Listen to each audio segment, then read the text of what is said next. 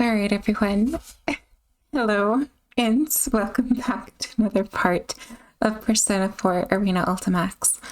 So we're starting on episode P4. There seems to be another story, like right here. You all can't see because I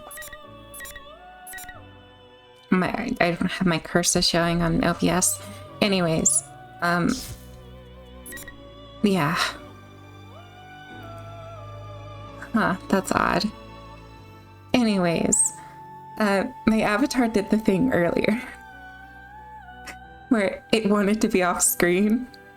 So I had to fix that again, so I had to resize it and all. It may be like a different size than what it was before, but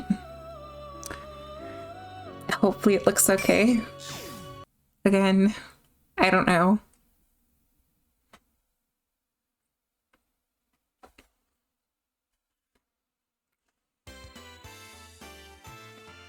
It's May 5th, the day after we saw Labrys and Shadow Operatives off.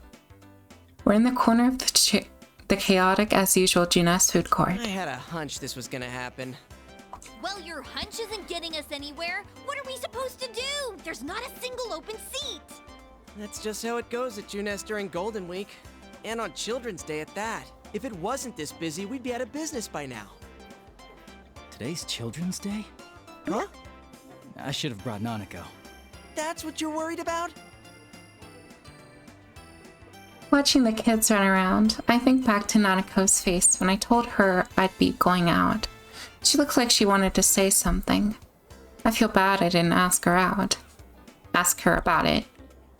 But given that what we came to talk about, I couldn't take her with me. I wonder if she was watching TV alone now, like she usually does. Yo, Senpai! I got us some seats. Ooh, good job, Kanji!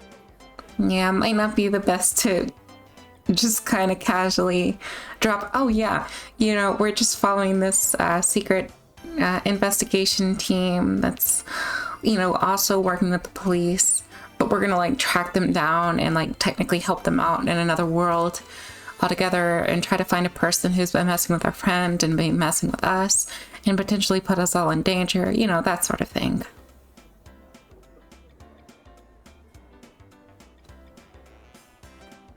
Okay, I'll stop. That's pretty impressive, Kanji. Especially for you. Damn it, Ted! Leave the especially for you part out next time. All right, break it up. No fighting, guys. Let's go, Yukun. Right. With Yukiko spurring us on, we moved to the seats Kanji saved. There's a table for 4, with 6 chairs he found somewhere. After waiting for everyone to be seated, Yosuke clears his throat as if to drive away all the noise. So it's a great day out and, Dude, I don't think this is the time for that. well, how else should I start off? Look at the size of this crowd. I'd say I made the right call showing up like this. If I came in my usual costume, the little kids would be swarming my adorable bod. I'd be mobbed. Oh yes, I've seen how the children tear off your fur from time to time. Wow! Are you being nice to me, Yuki-chan? Has our love finally blossomed? Huh? Of course it hasn't. Shot down as always. It's because you never learn. Well, let's get down to business. We didn't get to talk much yesterday after all. I nod to Chie. We gathered here yesterday after seeing Labrys off, but there wasn't time to calm down and talk about what happened.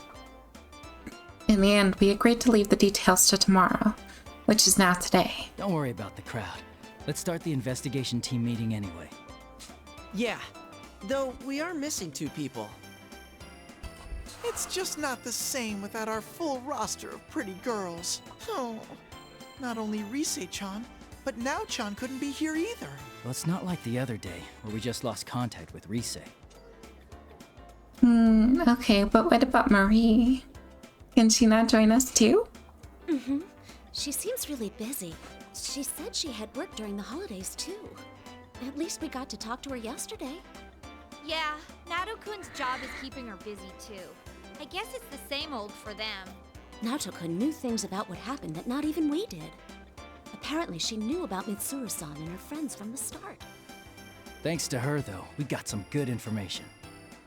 Well then, let's get everyone up to speed on what happened using that info. Yes, Kate's right. So much has happened these past few days that none of us has a good grasp on it at all. We need to sort out through what we've learned again. What was it that started it all?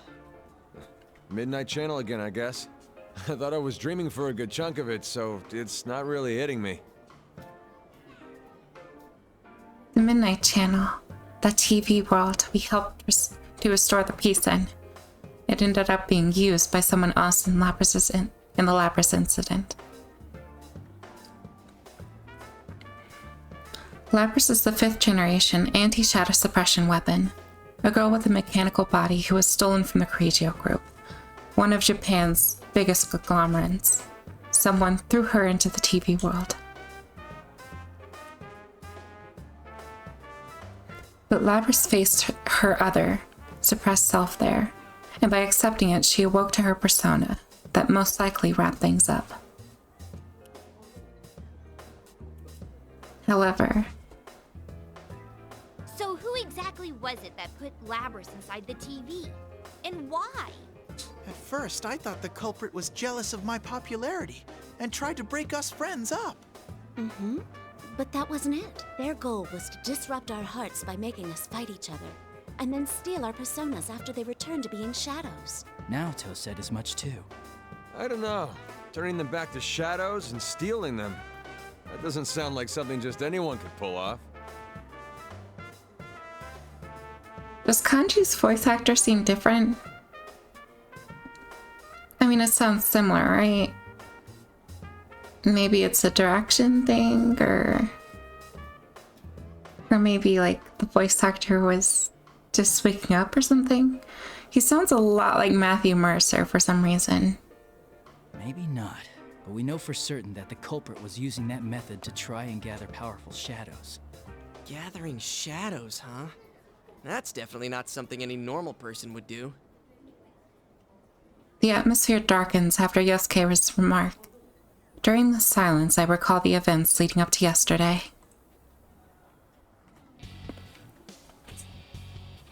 We had once again entered the TV world to figure out why the Midnight Channel was broadcasting again. What we found there was a strange fighting tournament called P1 Grand Prix. At the heart of it was Lapras. Having gone through several trials as a weapon with a heart, she gave birth to her shadow, a suppressed version of herself, which twisted her dream of wanting to be normal schoolgirl. It all resulted in the P1 Grand Prix designed to pit people against their friends. After we entered the TV, we got wrapped up in battle, just like Lapras' shadow planned, and were forced to fight one another. But we also met members of the mysterious organization known as the Shadow Operatives, who were in search for Lapras, and their leader Mitsuru Corregio, who's CEO of the Corregio group. It was with their help that we conquered the tournament. They were using their power personas before we were here. It was reassuring in a way to meet people who deal with shadows on a day in and day out. But the case isn't over yet. We couldn't find out why the culprit put Lapras into TV to begin with. We don't even know who did it. Mitsuru-san and her people seem to have some idea, but that doesn't mean we can ignore what happened in our town. So we made the decision to investigate the case on our own too. That reminds me, how are things inside the TV? The thought suddenly crosses my mind, so I asked Teddy. After we settled the first case, the TV world turned into a beautiful place, but it wasn't that way anymore during the P1 Prix. I wonder what happened there after we saved Lapras. Still the same. It should go back to normal eventually, but the P1 Grand Prix had such an effect that it's still noisy there. Oh, but, Huh? But what? Quit mumbling and just spit it out. It's hard to say for sure, but I sense these weird presences. They feel kind of like shadows, but not really. Weird presences? You mean there's something strange in there? I don't really know. What could it be? The culprit, maybe? Maybe, but maybe not. We all look at each other after hearing Teddy's evasive answer. If something in the TV world, it can only be a shadow someone besides us knows about the world. About that world. Who knows about that world? Ugh. Or someone who can use a persona. Huh? How would that make sense? The culprit wasn't a persona user, right? He did say that he used Labrys because he couldn't enter the TV world himself. That's right. The only people who can enter the TV world are persona users. For a normal person to get in, they would have to enter alongside a persona user. If someone who doesn't have a persona falls in, for whatever reason, they're in serious danger. Either the shadow's already dwelling there, or their own shadow might end up killing them. So, wouldn't that mean this weird thing Ted's talking about can't be our bad guy? Okay, no, it's definitely not Matthew Mercer. My bad. Or maybe the culprit can shove people into a TV even though he's not a persona user. I can understand Conchi's doubts, but unfortunately we don't have enough information right now to say either way. There's one more thing that bothers me. What is it? It's something Naoto said. I tell everyone what Naoto left me with yesterday. She said that when Mitsuru-san's plane was hijacked as a diversion from Labrys' kidnapping, the hijackers had no memory of their actions. They might have been brainwashed or hypnotized, but either way, it couldn't have been done by a normal person. There's so much we don't know. But no matter what the culprit was trying to do, if he was after us in the TV world, I doubt this case will wrap itself up. I agree. Oh, then does that mean... Too bad for Mitsuru-san, but we're gonna ignore her request not to get involved. When Mitsuru-san and her people left, they told us not to get involved any further with this case. We knew why they said that, of course.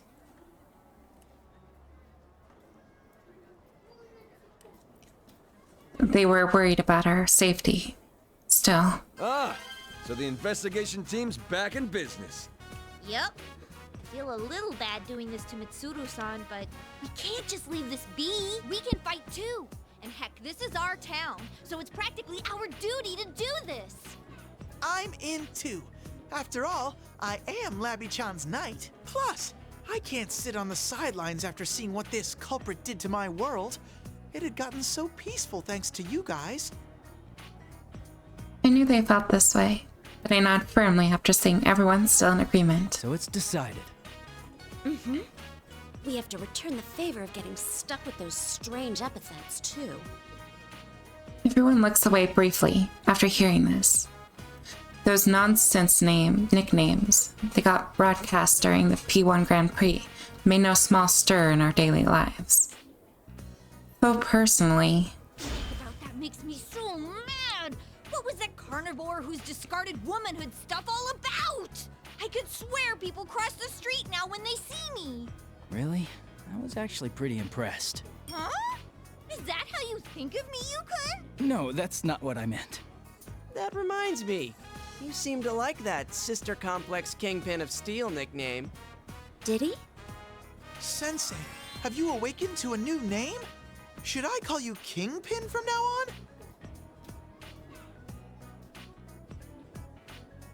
I wonder if it's just my imagination that what Yosuke said just now hurt worse than the nickname. All I meant was that those nicknames weren't that bad.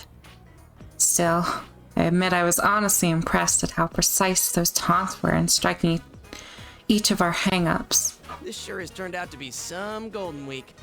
And after you took the time to come see us, too.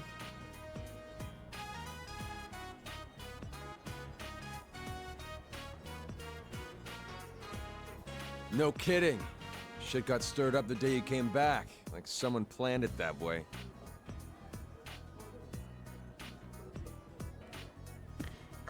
Everyone nods at Kanji's words. Everyone except Yosuke.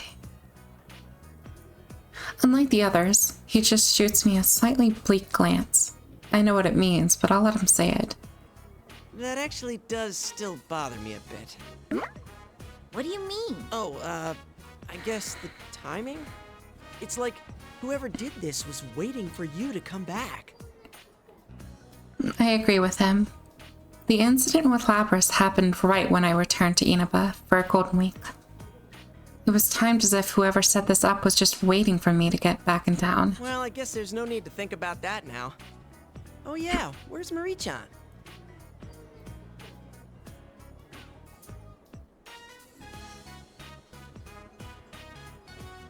She's elusive as always. It looked like she was buying something at Sozai Daigaku the other day. What? Nobody told Emi-chan that Sensei was visiting? We honestly should have disclosed this information with her instead of leaving her, completely in the dark. Considering she is our friend and all. Well, it is Marie-chan we're talking about. I'm sure she's noticed that Yukun's back. Marie. She was another one involved in the first case we solved here in Inaba.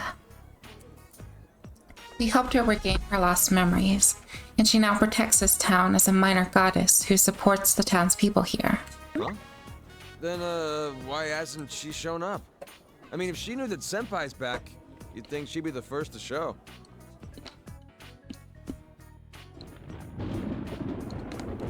Oh, shit. Where'd that lightning come from all of a sudden? Whoa, look at those insane rain clouds. It's gonna start pouring soon for sure. That's when I noticed that the thick crowd of customers here has gotten pretty sparse. As if following the families hurrying back inside, we also get up from our seats. Sheesh, the weather report has been way off the mark lately. Oh, sorry, that's mine. Hello? Oh, Kasai-san. We move away from Yukiko a little to give her some space to talk. That reminds me, Labris is a robot, right? Would she rust if she got caught out in the rain? Nah, I doubt it. The Kirijo group developed her after all, and they wouldn't be that cheap. Mid-chan's group sure is amazing. Her stuff is way better than Junes brand electronics. Shut up! And don't go dissing your own employer. As Yosuke and Teddy snipe at each other, Chie gazes up to the cloudy sky. When she notices me looking at her, she shakes her head, telling me not to worry. Labris is with Mitsuru-san and her friends, right? I wonder how she's doing. After the P1 Grand Prix, Labris joined Mitsuru-san's shadow operatives, and she has a persona now. Even as we speak, she and her companions are probably chasing the culprit who knew her into the TV, who threw her. Ugh. Don't worry, I'm sure she's doing fine. If all goes well, we'll see her again in no time. Yeah, since we made her decision to stick our noses into the case, that means we're after the same thing Labris and the shadow operatives are. It seems possible we might meet up with Labris again somewhere soon.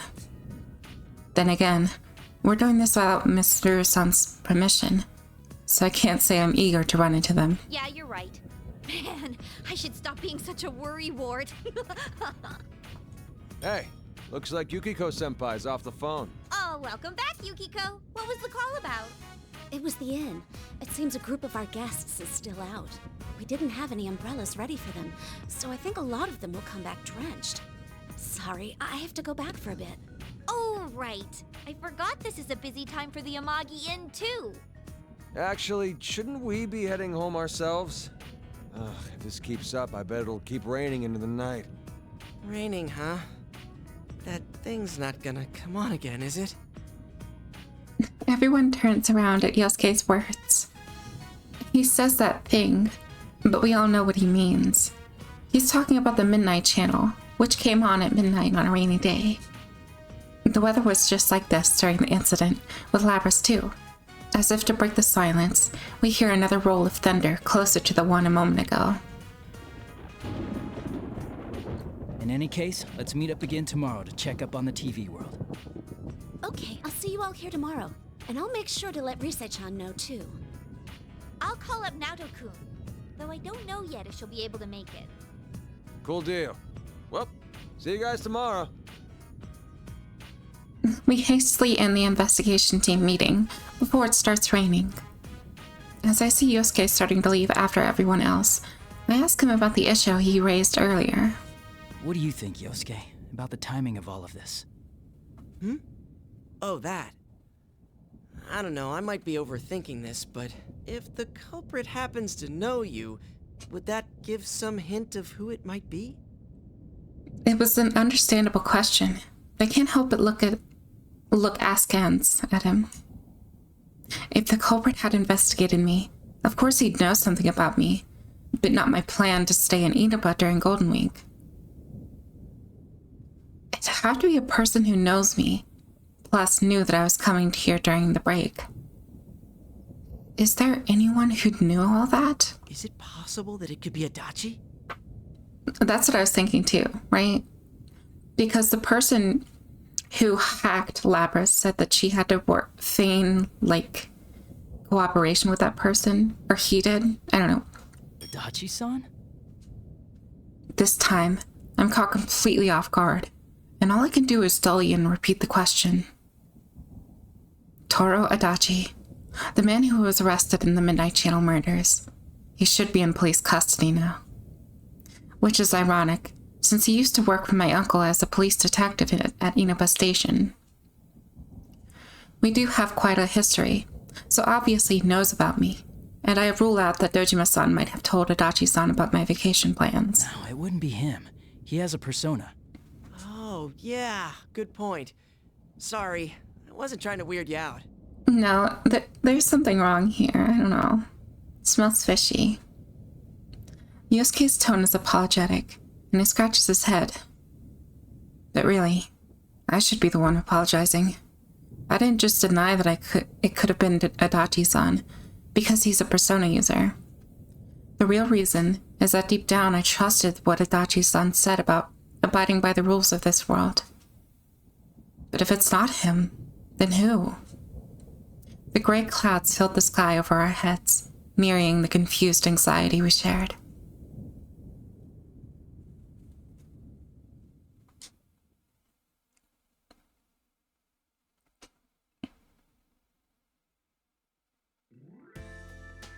And then Dad came on parent visiting day, so I made sure to raise my hand to answer all the teacher's questions. Hanako, you told that story 3 times already. No, I didn't. Nanako, who had been talking nonstop throughout dinner, sulks at Dojima-san's pointing that out. Whether or not she'll admit it, though, I've definitely heard that story several times. Either parent visiting day made her that happy, or she was looking for any excuse to prolong our conversation. Well, whichever it is, Nanako seems happy, so I don't mind too much. Oh, and guess what? I saw a really long car yesterday. A really long car? Wait, that rings a bell. She must be talking about the extravagant black limousine that Mitsuru-san and her shadow operatives drove in on. You mean the limo that was driving around town? Yeah, I heard about that. A big stretch limo in a sleepy little town like ours. Huh. I'll tell you one thing. They won't be from around here. Dojima-san shoots me a glance while responding to Nanako's comment. He's a detective through and through. I think he's noticed something's up. Sure enough, after Dojima-san sends Nanako to sink with the empty dishes, he gets right down to business. So, what are you up to this time? Oh my god.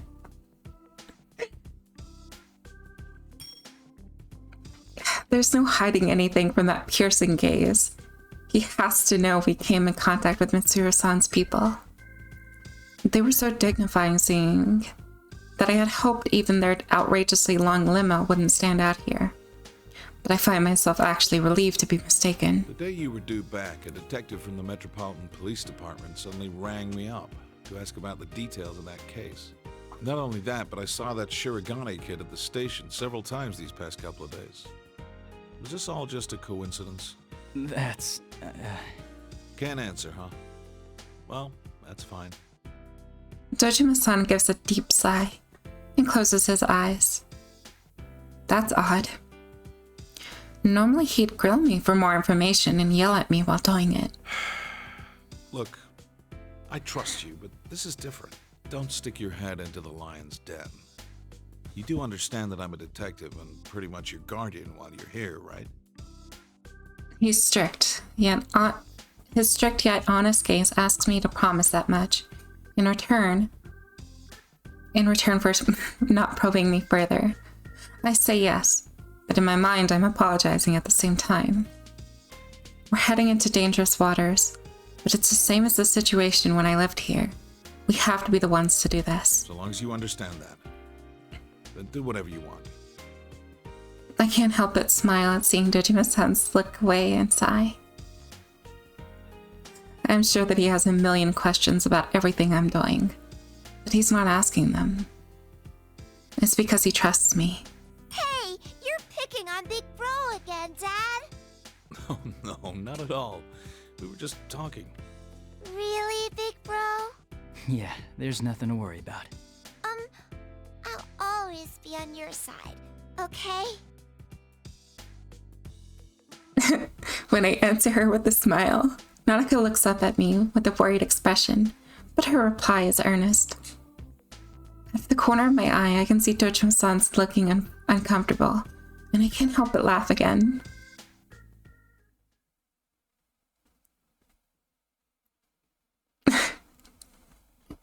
When I return to my room, I can hear the faint rumble of thunder in the distance. The rain that was pouring down this evening has already stopped. If the pattern holds, the Midnight Channel should stay quiet as long as it's not raining. Realizing that it raises some complex feelings in me. I have to go back home tomorrow. And as much as I hope nothing happens, I want to resolve this mystery while I'm still here. But wishing to solve the case means wishing for something to happen. Make up your mind, you. I inadvertently glance towards the TV screen reflective surface and catch myself with an odd smile on my face. Just a little longer until midnight. Out of habit, I check the time, and the moment I look at the back of the TV, the screen suddenly turns on.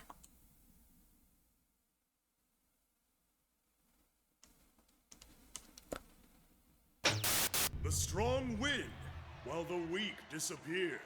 Tonight, we will witness the hottest battles in all history.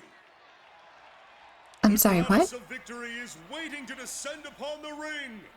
P1 fans, are you ready?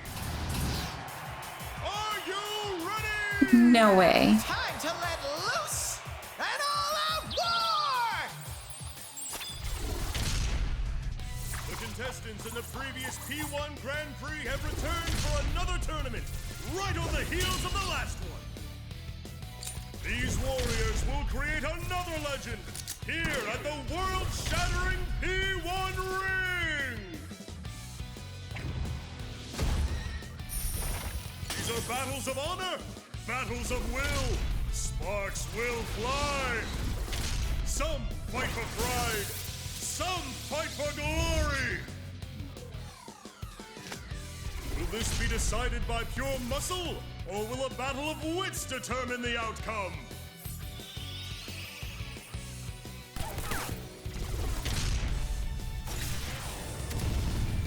Things are heating up!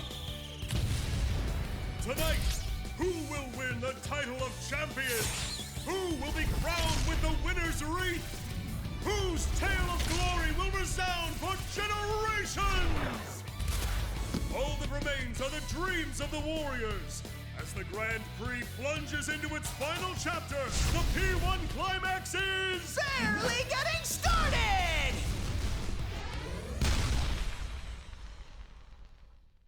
What the fuck?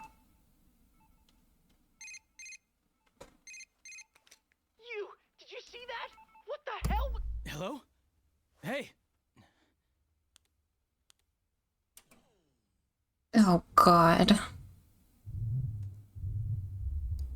Oh, fuck. Huh? What's going on here? Oh What in no. the world? The town! A red fog?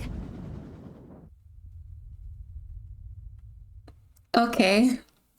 This is some midnight channel, not midnight channel, dark hour shit. What the?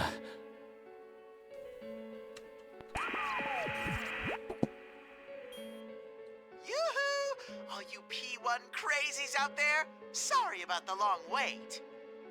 The TV shows a familiar classroom. If I remember right, that's the announcement room where the school's lab was created inside the TV world during Pre-1 Grand Prix. Standing in that announcement room is General Teddy. Actually, just his head chortling away. The P1 Climax! It's the end of the world! One-on-one deathmatch that's worthy of the name Climax! And best of all, if you don't win the one-on-one tournament to the finish within the hour, the world will end! No, I'll make myself clear so that no one misunderstands. This will not be taking place within the TV world. It will, in fact, take place in the reality which you occupy. Enjoy it while you can. So you mean to say that everyone is gonna die if we're not careful? Alrighty then. Time to show off how that special stage is going.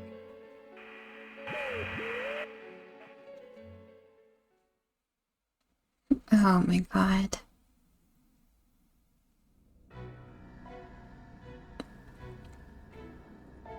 Oh no, not this again.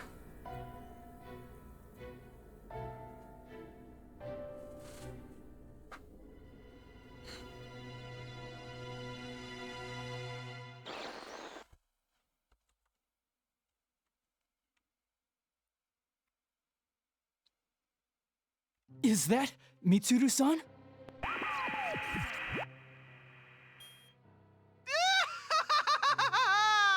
What will be the fate of our captured queen and her loyal minions? Then again, if we don't have a champion, everyone's a goner anyway. So she'll be in good company. Best of luck to all of you. The display cuts off abruptly, and the TV becomes a silent box. Realizing that a strange red light is filling the once dark room, I dash towards the window. The town outside is covered in an eerie red fog. What is that?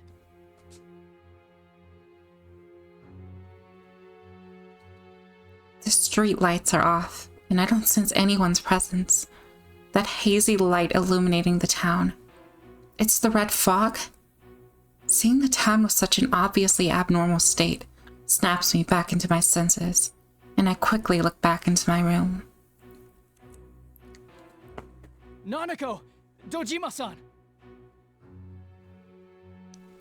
No one answers. I rush down the stairs and check all the rooms, but no matter how hard I look, the two who lived here are nowhere to be found. What in the world is going on here? The P1 Climax? Are Mitsuru-san and the other people really captives? And worst of all, this isn't the TV world. Is this really still the real world? If so, what's happened to the townspeople? A wave of confusion and fear crashes over me as I sort through the information at hand. My cell phone won't even turn on, like it's suddenly broken. It's happening again. Junes Food Court. That's right. Whenever we had a case, that's where we'd always gather. If Yosuke, Chie, and Yukiko have noticed this too, they'll definitely be headed there. Teddy should be with Yosuke, so there's no need to worry about him. Kanji, though, he might head straight into the TV. I chuckle at myself at the thought of a rare moment of humor in this looming crisis. I know where I need to be, so I quickly prepare myself. Whenever we needed to fight, I always clad in my Yasugami High uniform. To think that I'd be wearing it again so soon. It's with a sense of trepidation that I open the front door.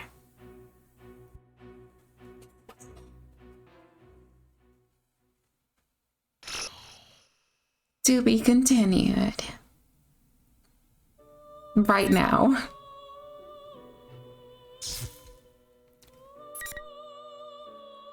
Oh. Okay.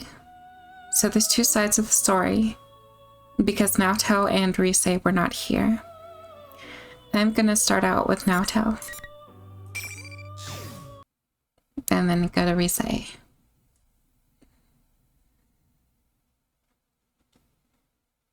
The clock's ticking echoes throughout the room, and I look up for the file I hold. It seems I yearn for some mental stimulation to distract me from the sheer volume of information I'm attempting to process. But when I look up, all that's before me is the tall stacks of files I brought from the reference room.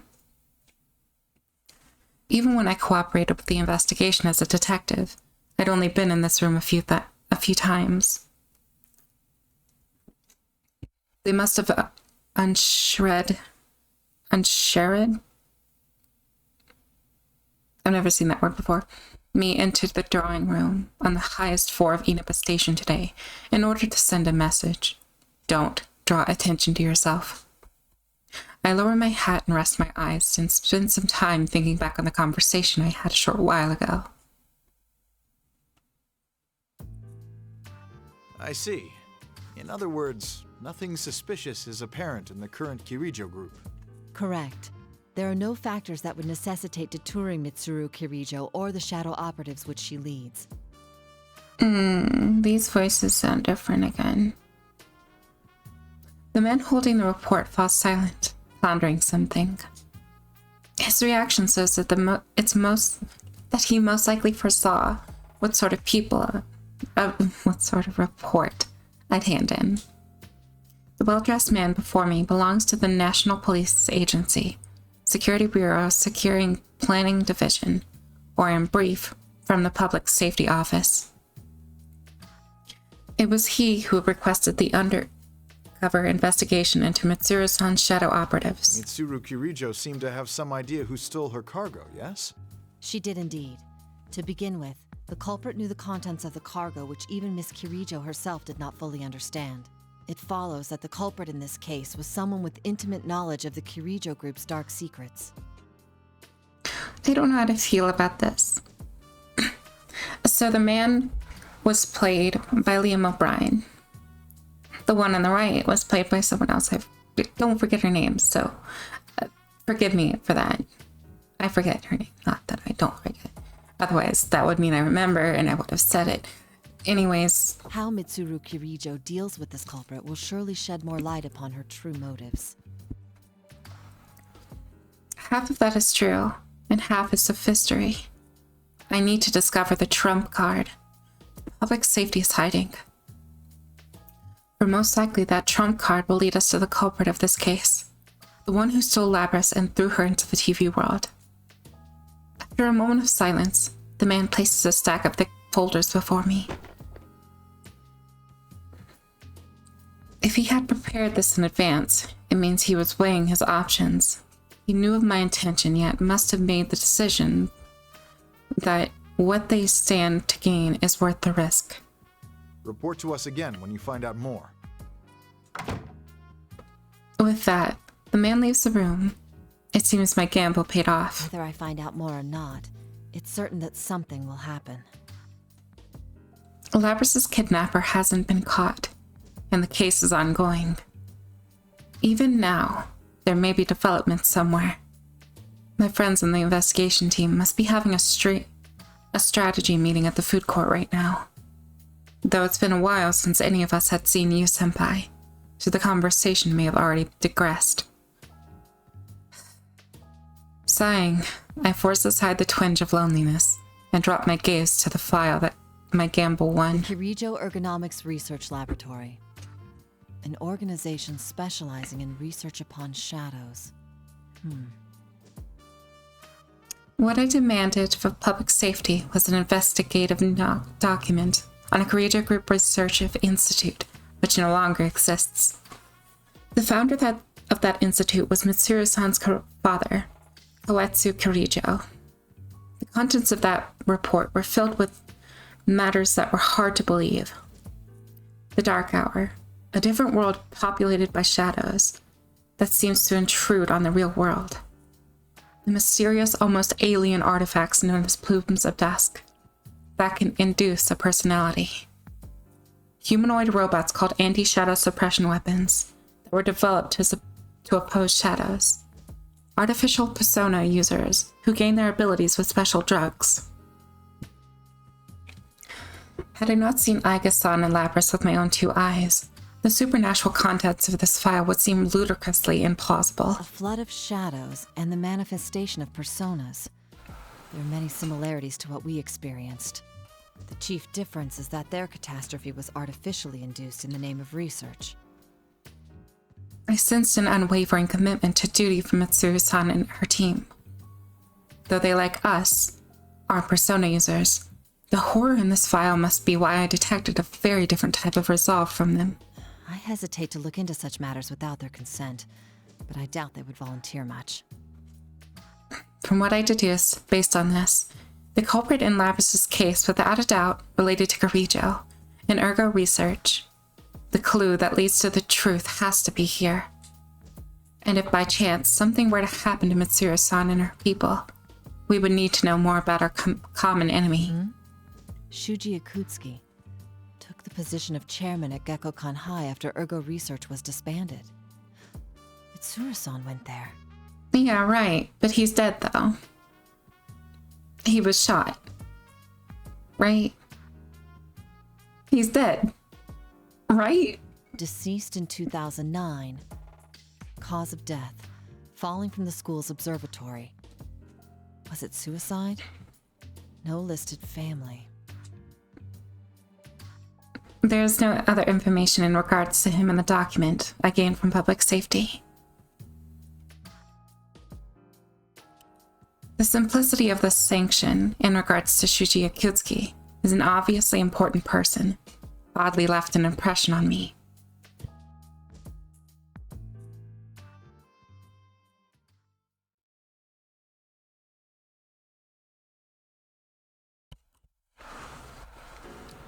I finished reading over the material, but to be honest, it tells me little. Most of the principals involved are already deceased, including Koetsu Kirijo, Shuji Akutsuki, and the persona users whose abilities are artificially awakened.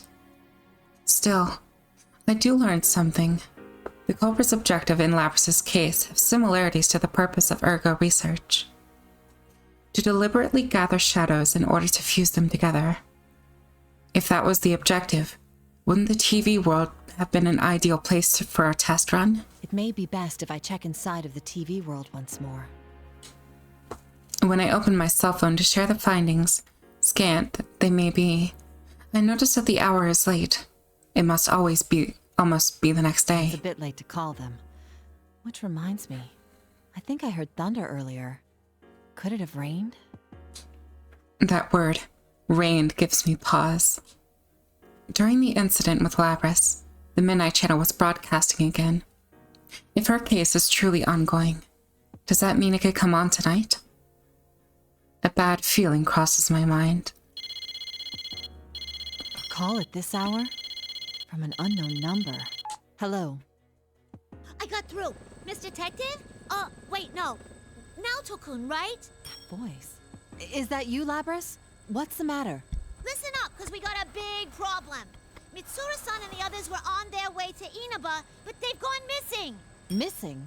So we were gonna go look for them, but these weird guys came barging into the Shadow Operatives lab. I'm the only one who got out. The Shadow Operatives research lab was attacked? Could it be the enemy? No, that's not it. This is most likely... Lapras, calm down. Can you describe anything unique about the people who invaded your headquarters? Unique? They came in a big group. They wore suits. They showed this paper-looking thing, and they said something about an investigation. Just as I thought. Public safety. I had my suspicions, but there can be no mistake. Though the Kirijo Group and Public Safety are formally in cooperation, Public Safety privately has a low opinion of the Shadow Operatives, hence their request that I perform an undercover investigation. They must have found out about Mitsuru-san's disappearance and used it as an opportunity to launch a compulsory investigation. But Mitsuru-san's disappearance, could it be related to Public Safety's move? Lapras said a moment ago that Mitsuru and her people were headed to Inaba. Why? While I think carefully, sorting through this new information, I ask Lapras for more details. I understand. What's your present situation? I can't go back to the lab, right? Even if I could, I wouldn't know what to do without Mitsuru-san around. But then I found out the Shadow Operatives got these special folks who only get called up in emergencies. I just met up with them a minute ago, and we're about to go look for Mitsuru-san and them. Understood. I'll cooperate as well. I'm sure the others won't say no either. We'll all try searching for Mitsuru-san. Really? Thanks! Labrys, there's something else I'd like to ask. Why was Mitsuru-san headed for Inaba? If I remember right, they found a weird shadow reading over there, so they were gonna go look into it. A weird shadow reading? Oh god. Are they trying to revive Nyx? An abnormal shadow reading is detected in Inaba. Mitsuru-san and her people go missing when they head out to investigate. Even if this is unrelated to public safety matter, I can't overlook this detail. Mitsuru-san and her people are persona users, and extremely skilled ones at that. If they are in a situation with no means of contacting help, then whatever enemy they may face must be formidable. And the first such enemy who comes to mind is the culprit who kidnapped Lapras and forced us to fight in the P1 Grand Prix. She said the reading spiked all of a sudden. Did something happen over there? Nothing springs to mind. Oh, sorry, hold on a moment. I checked the clock in the wall for the drawing room. It's almost midnight. If there was an abnormal shadow reading, the Midnight Channel could be involved. I need to find a room with a TV. I'm sorry, but let's continue this on the move. We should meet up at the very least. Actually, is that a helicopter I hear in the background? Yeah, I'm surprised you can tell. We have a maid piloting one right now. A personal helicopter and a maid piloting it? I never thought of that family as poor. But thinking back at the limousine, the Kirijo clan seems to be completely on a different level. Let me think of a place where a helicopter could land around here.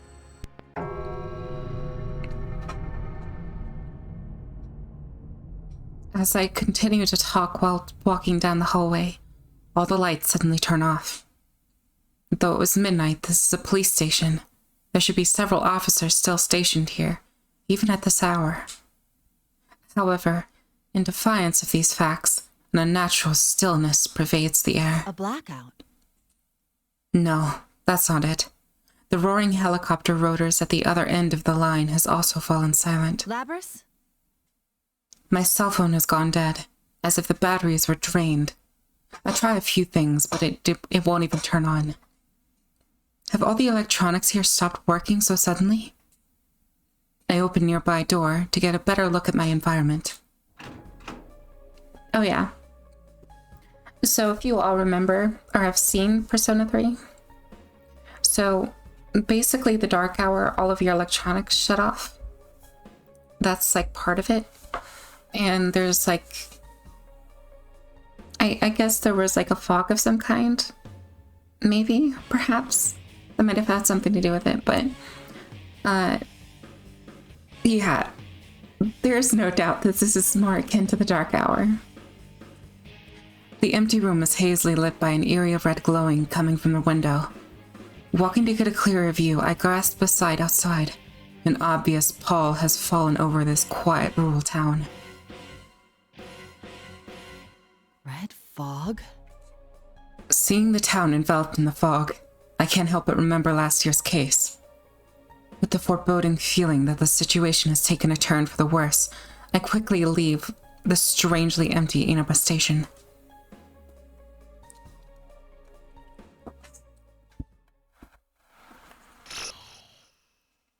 To be continued. Bum bum bum. Alright. Alright, now it's time for resaves, and then I may end it here depending.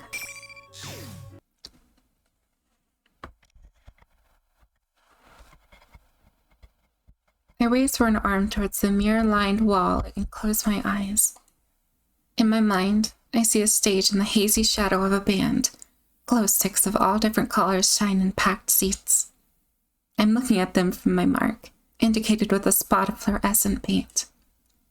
The moment countdown hits 0, a spotlight comes on. I reach towards the flooding light and become one with the stage.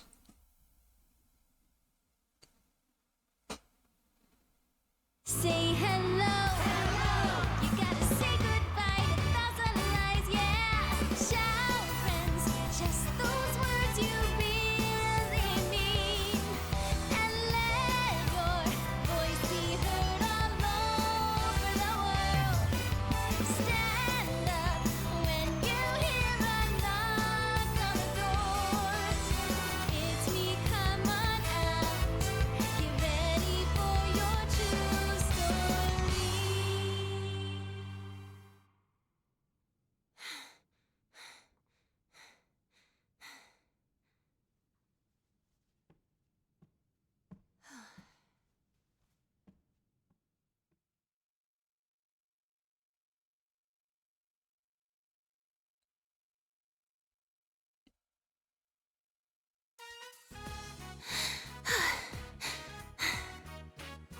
As I calm my breathing and look towards the clock to check how long the performance took me, I see where the two hands are pointing, jolting me back into the reality in a hurry. Oh, crap!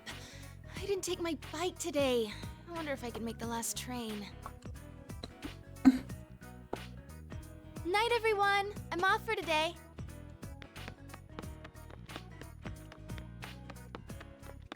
I hurriedly address the people I passed as I fly out the studio. After a mad dash to Okina Station, I barely make it into a stopped train.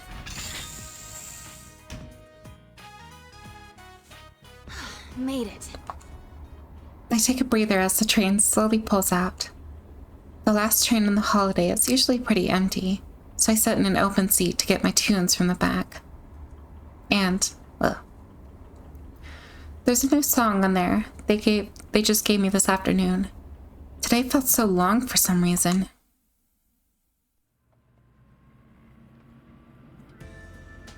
It's gotten a lot later than we expected. Are you still okay on time? You didn't have to give me a lift, you know. I'd have been fine. That's not the issue. Come on, I'm your manager. The reason Inoue-san seems so happy is because of the news we got earlier. When our president called us back to the office from the shoot today, we were greeted with a new song of me and a detailed plan for my comeback. Still, I had no idea that the boss was putting together such a detailed plan for your comeback. Well, I'm grateful and all, but I just don't think I'm ready yet. That's not true. We've all seen how hard you've been working. You're much stronger than you were. I think the boss is making the right decision. Are you just flattering me, Inoue-san? Never intentionally. You sang that new song we gave you today after just a short lesson. You even memorized the dance steps in record time. I wasn't any good, though. I got distracted by the steps and kept going off key. And I wasn't hitting the turns cleanly. I've still got a long way to go. It's true. Even as far as discussion of my comeback goes, if Inoue-san hadn't come up with an excuse for why he couldn't get in contact with me until yesterday, the plans could have been sunk. Rise-chan, did something happen? Huh? I know that there's a part of your life you won't let me into, and that's okay. An idol doesn't need to tell her manager everything. But there's a difference between keeping things private and isolating yourself. You asked if you could get some days off during the long holiday, right? And you didn't seem too keen on today's session either. Did you have some other engagement in mind? No, you're just cutting me too much slack. Thanks, though. It's nothing to do with work. There was something that made me realize how powerless I am. So many people are supporting me for my comeback, but no matter how much I throw myself into rehearsals, all I can think about is how I was nothing but a burden in the incident yesterday. Rise-chan? I'm okay. Were you worried I'd quit again? I'm still set on getting back into showbiz, once I shake off the rust from my hiatus. I can tell that much from watching you practice. Still, maybe you need a breather. Huh? The publisher consulted me about maybe rescheduling the photo shoot. When I told them doing it later would be problematic since you're still a student, they decided to reschedule for another time. So, take a nice break tomorrow. Inoue-san. But things will be busy after the long holiday. The success of your comeback project is on the line here. I really appreciate it. Can you let me off at Okina Station today? If I have tomorrow off, I want to stop by the studio and practice a little more. Huh? But wouldn't it be late by the time you're done?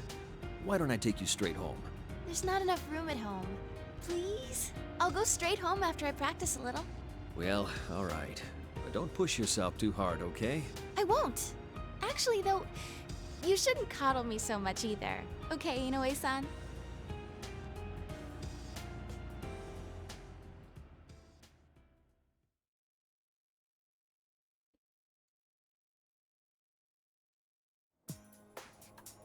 Through the train window, I can see the countryside, with only a few lights here and there. The train was empty to begin with, and it only gets emptier as we approach the final stop. A long holiday, huh? This holiday was supposed to cap off things with work and rehearsals. Even when I heard Yu-senpai was coming back, I was the one who decided not to change my plans. When I told the others, they said stuff like, "Oh well, work's work, and hang in there." Kanji was the only one who acted like a kid, saying what's more important to you than your work or senpai. That reminds me. Naoto-kun had to work during the holidays too. I bet Naoto-kun wouldn't get indecisive about all these things. When I sigh and take out my cell, I notice I have an email. Oh, it's from Yukiko-senpai.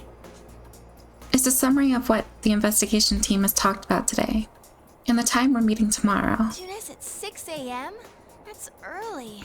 I bet some of those guys are gonna be late for sure. I laugh, but it quickly turns into a sigh. I have tomorrow off thanks to Inoue-san, and while I'm happy to get to see everyone, I'm a little bummed out too. I couldn't do anything during that incident. I don't remember anything else about that day after I finished shopping for dinner at Junes. When I came to, I was already in the announcement room in the TV world, under the surveillance of General Teddy. In the end, it turned out General Teddy was Labras's shadow, taking on Teddy's form.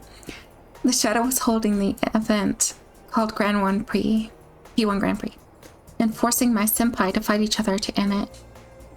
Since I was captured, they used my voice and likeness and goad everyone into hurting each other.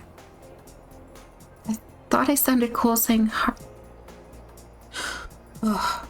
saying I had to work, but I got kidnapped, imprisoned, and watched them use my face and voice to confuse everyone. At this rate, I can barely face senpai and the others. Yu-senpai will be going back tomorrow. I think about Fuka-san, who had such tremendous powers that she could help Mitsuru-san in the group by describing what's going on in the TV world, even from the outside. I wish I could be that useful. The next stop is Yaso Inaba. Yaso Inaba. Oh, God.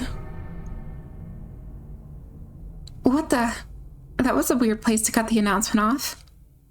All of a sudden, all of the lights in the train turn off, and the train that had begun to slow down to its last stop grinds to a halt.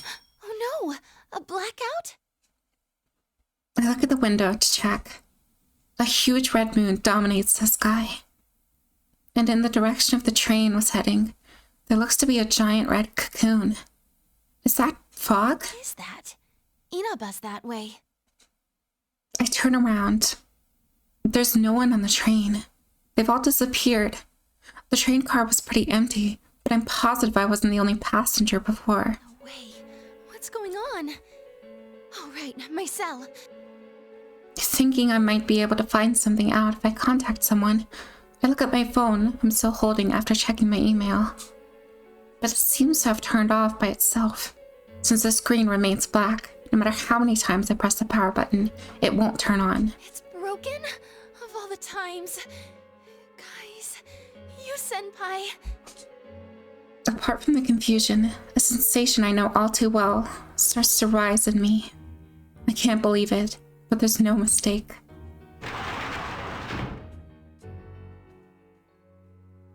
This feeling, it can't be. It's like I'm inside the TV.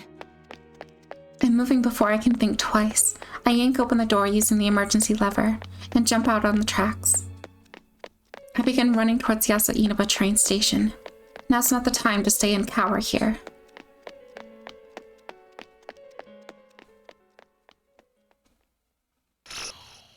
To be continued. How am I feeling?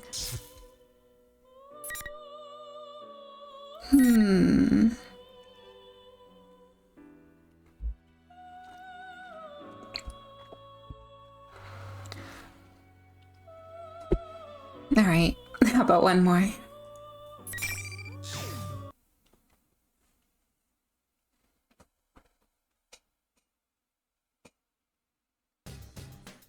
Damn it, it's not turning on. The streetlights are all out too. What in the world's going on here? The midnight channel came on again. I called up you and all of a sudden my cell's gone completely dead. What in the world is happening now? I decide to rush to the floodplain for the time being. There's not a single soul in the red fog apart from Teddy, who's running right next to me. Isn't this pretty dangerous? There's no one around. Am I gonna be all alone with Yosuke for the rest of my life? No! Why couldn't I be stuck with a beautiful lady? I could say the same thing about you. Anyways, we need to get to Junes right now. Let's go. We're going to Junes?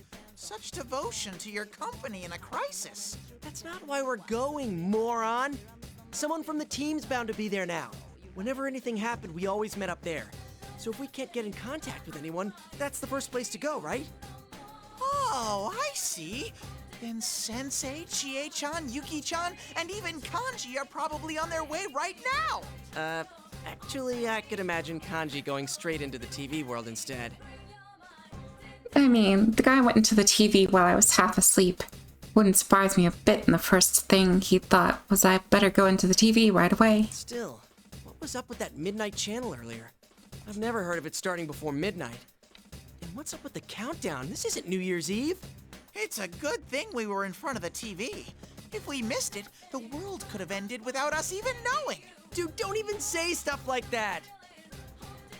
If I'm remembering right, he said something about a one-on-one battle within an hour. And then there was a short shot of Mitsuru-san and her people up on crosses. Was that video for real? I doubt Mitsuru-san's bunch would get caught that easily. Wait a second. So, whenever everyone was captured by Ikutsuki, right? They were all hung on crosses.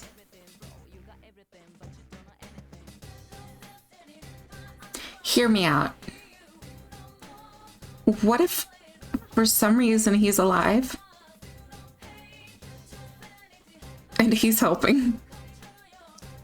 I know that's a stretch because it said that he was dead, but... Crucifying a lady like that is unforgivable! Yosuke, let's hurry and meet up with everyone so we can go rescue Michan! Right. You're really fired up about this, aren't you? And then, I'm gonna get a thank you kiss from the lovely ladies. That's what you're after. How much of a horn dog can one bear be? Huh? Don't you like Michan's amazing bod too, Yosuke? Well, who wouldn't be interested? Hey, where are you going with this? But to be serious for a sec, that lady's way too intense for me. It's not that she pulls off the queen thing to a T. She totally is one. No, wait. Now's not the time to be fantasizing about that stuff. Ugh!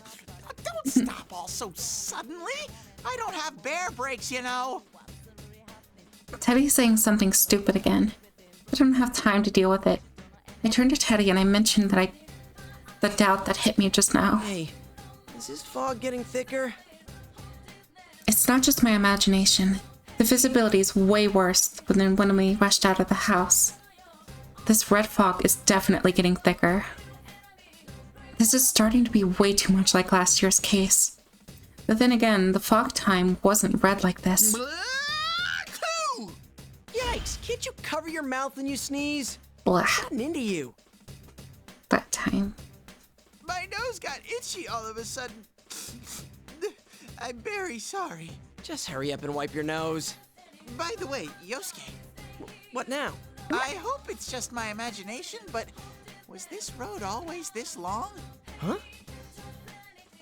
In spite of myself, I took a quick look around. I was so caught up in the moment that I didn't notice. But we were running on and down the floodplain. I can't see too well through the fog. I don't seem to remember the floodplain going on this long.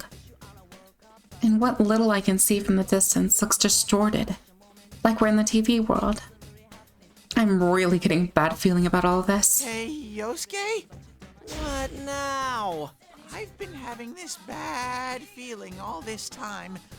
Can I share this scary feeling with you too? What's with the creepy buildup? Just hurry up and say it.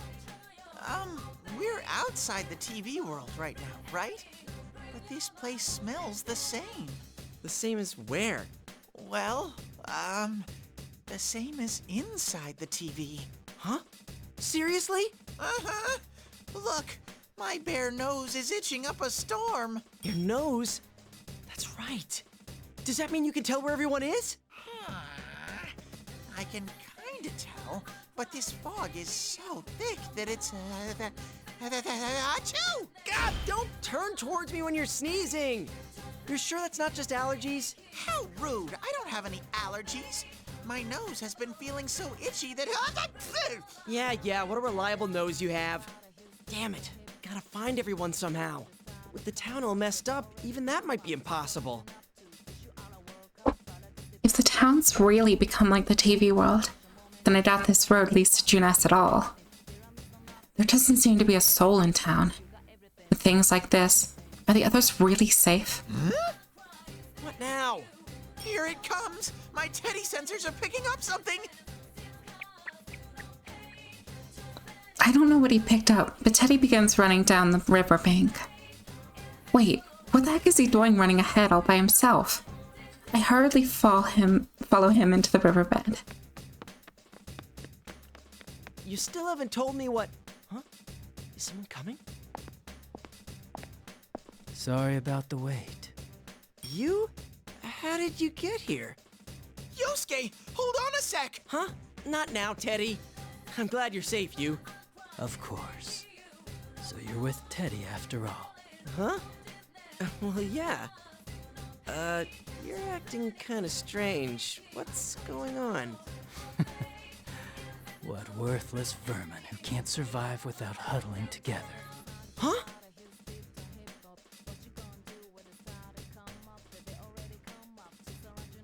Just like a shadow situation going on.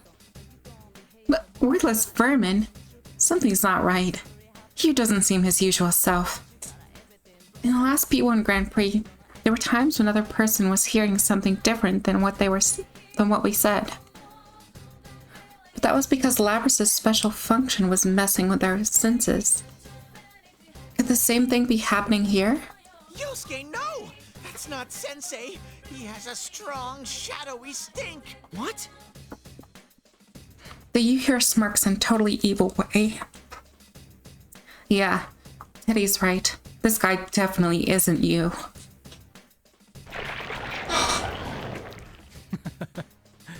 It's too late. Now, bring on the rain. Whoa! What the... When this thing looks like Hugh raises his hand in the air, 4 glowing red pillars fall from the sky to surround us, lodging themselves into the ground. Teddy has to roll backwards on instinct to avoid getting crushed by one of them. What the heck?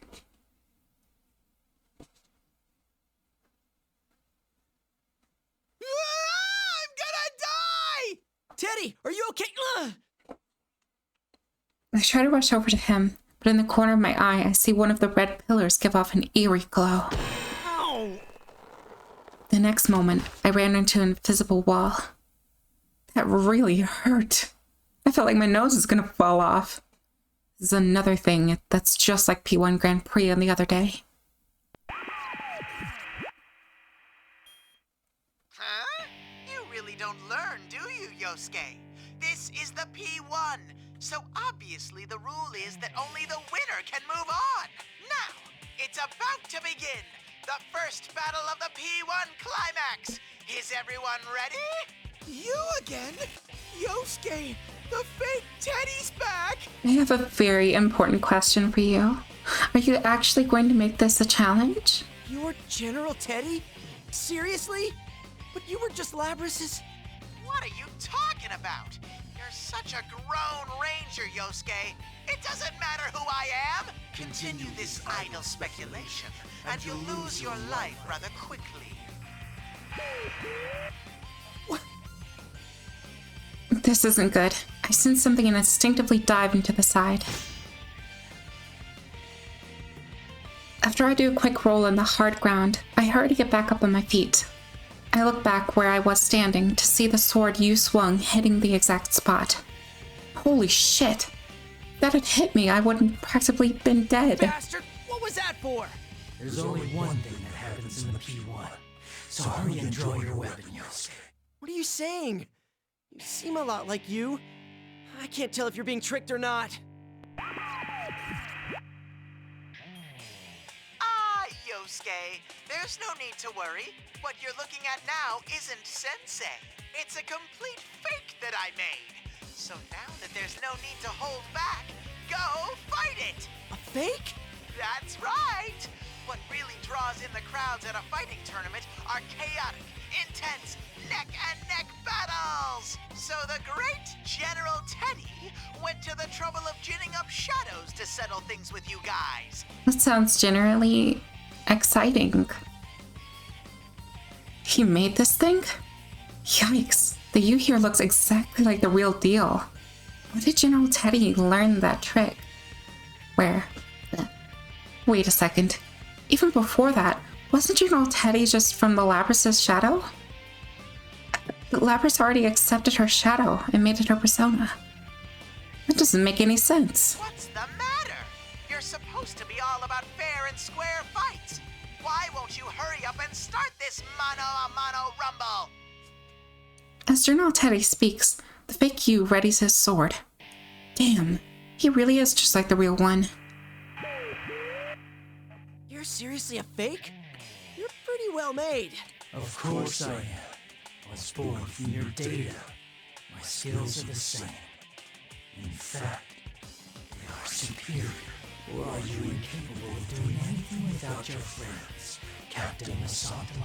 Oh, you just had to take a jab at my painful memories, didn't you? But I get it now. Since I know you're a fake, there's no need to hold back. You'll regret acting all gallant like that.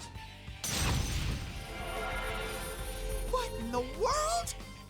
How did a fake sensei summon a real persona? Whoa, for real? Dude, that was so not fair. Are you supposed to be limited to summoning personas in the TV world? I have a sharp retort all prepared, but no matter how I look at it, I'm at a disadvantage here. Wait, but hold on. Teddy just said this place smells the same inside the TV. Could that mean... Yosuke, you have to run! Hurry! Stay back, Teddy. If this seriously is a P1, then we won't be able to go on unless I win. With what's happened to the town, this is no time for hesitating. I'm gonna take a chance and go for it.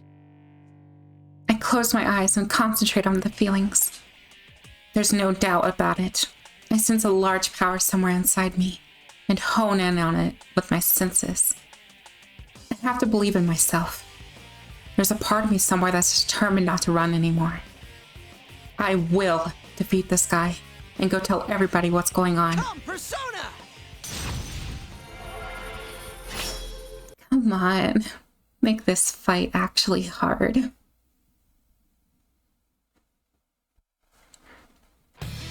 Please.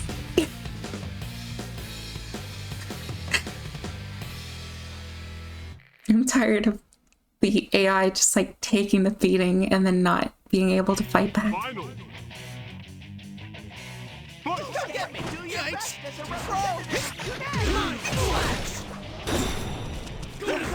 Go, Jiraiya!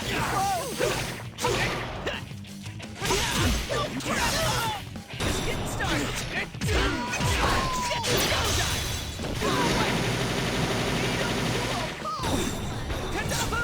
Time for some confusion.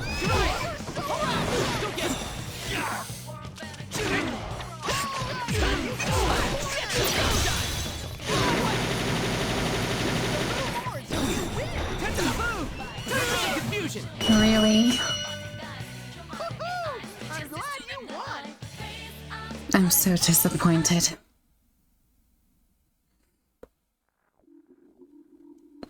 Ha! I win!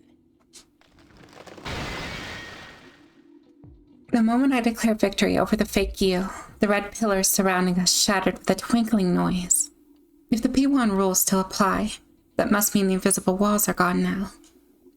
But man, even though he's a fake, it was pretty tiring to fight another Persona user. Every time I clashed with him, my muscles were burning up. My eyes still feel like they're trickling. Huh. Am I that out of shape? Yosuke! I believed in you! As if pushing away the red fog, Teddy comes rushing towards me with a tear-stained face and a drippy nose. I open my arms and reflexively dodge him. Yosuke? Dude, what do you expect? You were practically soaking in fog, tears, and snot. I pretend not to notice his offended look and try to come up with something else to talk about. Well, fake you, are you— Ah! Whoa!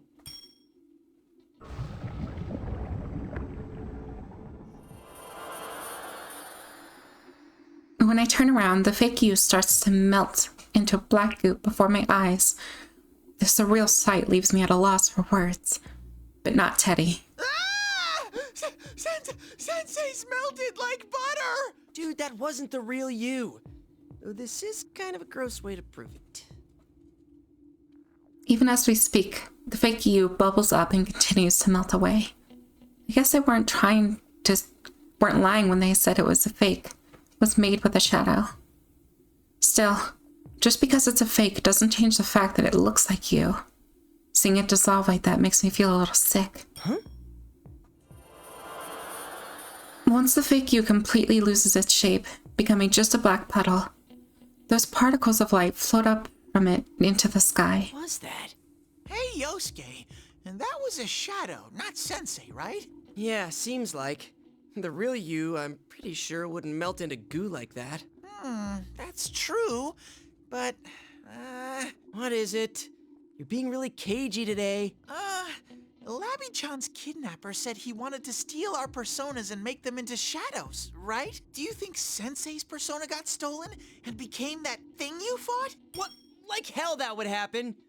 Wait, it wouldn't, right? Don't ask me, I asked you first! No, that's impossible. There's no way he'd go down so fast. But that fake was really strong. And the way it fought did seem a lot like the real you. Anyway, we gotta hurry and find the others.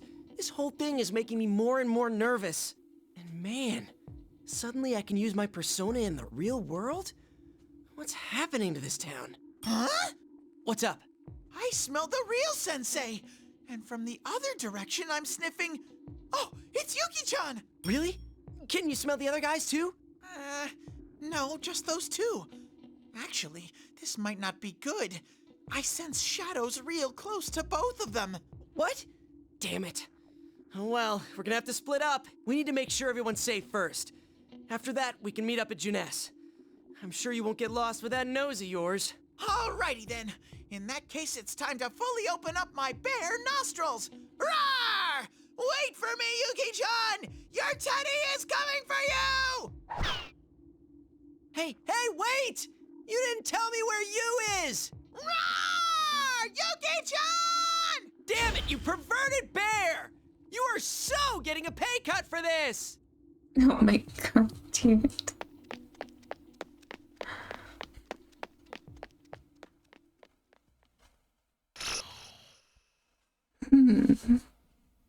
I haven't been recording for too long.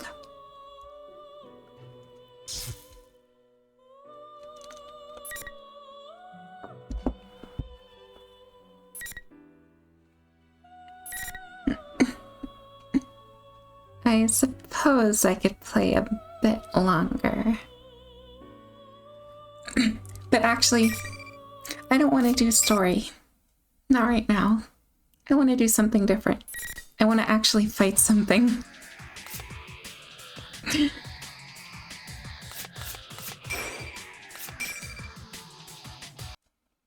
Is there any way I can change the difficulty of the AI on this? I want to set it to something a bit harder. Welcome to the Velvet Room. This place exists between dream Let's and reality, see. mind and matter. Now, No, I don't think I can. introduce yourself. Alright, since I'm gonna play you next. Here goes. Picture in your head your own appearance as well as your. If you could choose someone to encourage you on, who would it be? Ibis, ready for combat. Very well. I don't know. I just really want to fight. They're playing for keeps.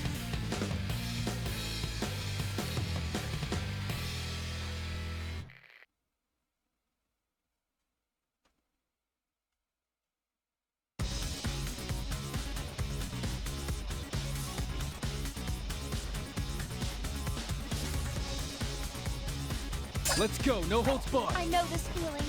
I wonder why. Round one. Fight! Enough! No! It's over! Heavy damage! No! Down! No! Strike fire! Anti-air! Strike low! Back! I ran right into it. Firing! Anti-air! Ordeal! Damn it. No! Evaded! Persona! Rise up! Rebel! Guarding! Evaded! Athena! Over here! Light damage! Severe impact! Light damage! Over! No! Strike! Down! Down! Target locked! Persona! Rise! Heavy damage! Damage! Severe impact! No! Gyro failure! Ready! Dash! Severe impact! Gyro failure! Calm down. Okay, that was actually a challenge somewhat. Round two. Fight! Severe impact! No! Severe impact! No! I summon you! I stun fire! Ordeal! Bramble! Guarding! No! Evaded! No! Light damage! Severe impact! Quick persona! Bramble! No! Severe impact! Light damage! Bramble! Fire! Over here. Severe impact! Light damage! Over! Athena! Damage! Severe impact! Athena! Gyro actions! Shutting down! That's a win for me. Okay, I changed my mind.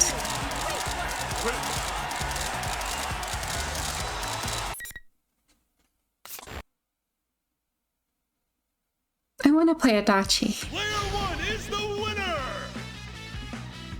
Seems I've won. I'm gonna play Adachi.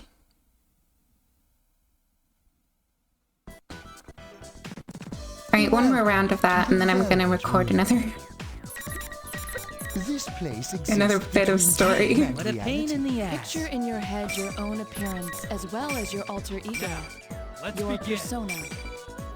I wish you good luck.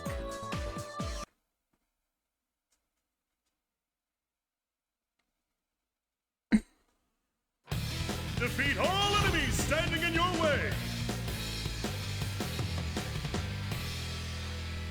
You see, Adachi is in this game for some reason, right?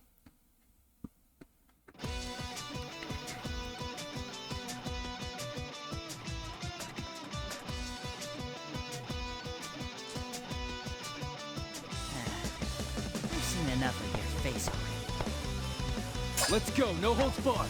Round one. Fight! You won't hit me. How about this guy? Here comes. I knew it. Get out of my face. You won't hit me. How's this? My face. Oh my god. Come on, let me in. No challenge. Adachi. Win.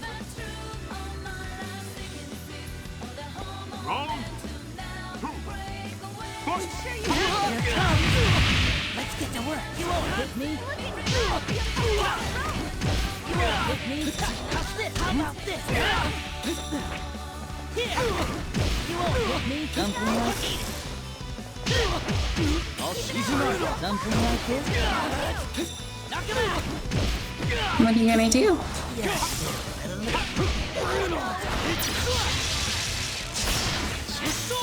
Alright, I'll give you a bit of a chance.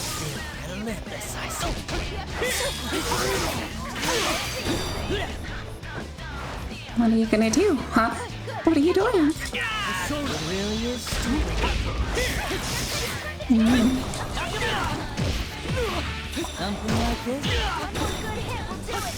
What are you doing?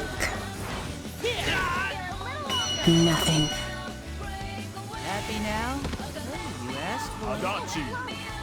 Wait.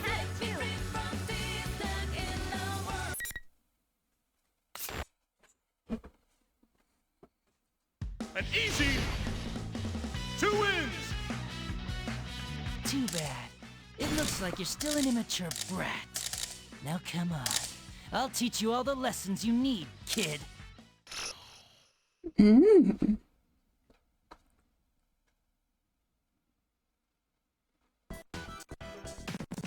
Welcome to the Velvet Room. This place exists. I have come up with an idea.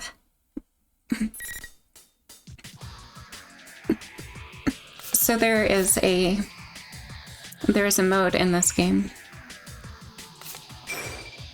called an arena mode, and basically like you level up a bunch and then like play a character. And I want to show you all this. Welcome to the Velvet Room. This place exists between Picture in your head your own appearance as well. I wish you good luck. And I've been playing Adachi quite a bit because he's fun. Let's go for risky.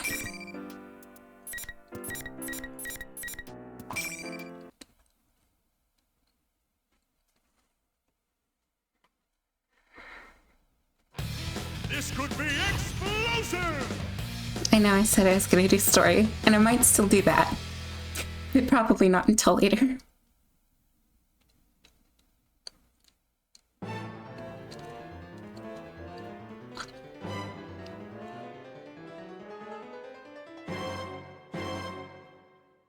I hate looking after brats, you know? I hope you're prepared for me. Are you ready? Is that supposed to be a joke? Like this! It ends here. See ya! Like this! Keep going! That was impressive! How I feel. Drop dead!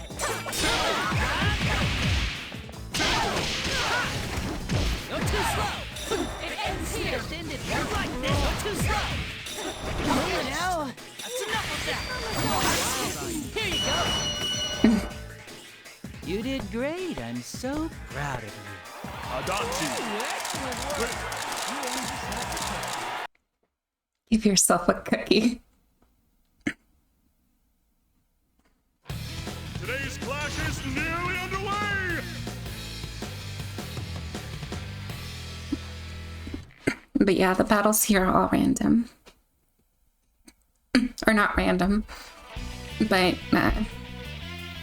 there's a variety of characters that show up. It's basically all of Do them. you want my attention that much? Don't worry, this won't hurt. Are you ready? Hmm? Here you go! Go too slow! Don't go too slow! Coming at you! Looks like your little persona's broken. Don't do this. Go too slow! This is going off. Drop dead! Go too slow! Time to hurry up and get more! Don't do this. You're persistent. Looks like go too slow! Here you go! Get more! Go too slow! You did great. I'm so proud of you. Adachi.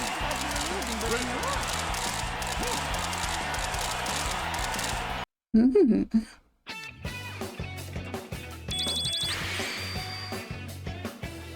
Who needs anything but more power?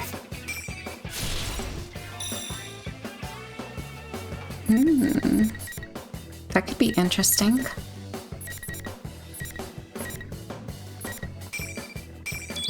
But I'm good.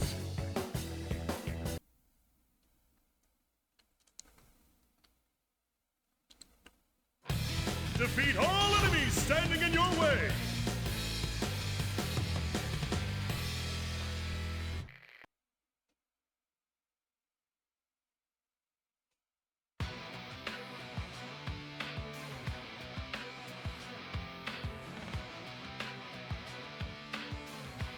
Sorry, but I don't play nice. You can't evade this. Are you ready to die? Are you ready? You won't hit me! You won't hit me! You won't hit me! Talking about the same thing again. You're a god.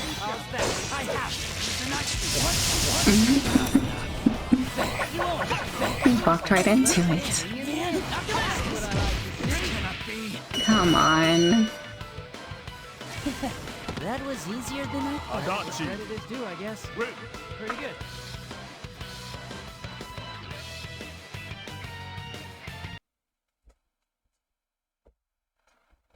Adachi is fun to play.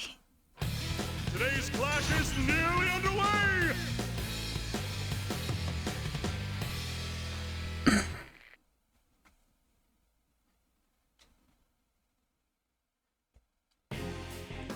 Oh well, I guess I'll deal with you.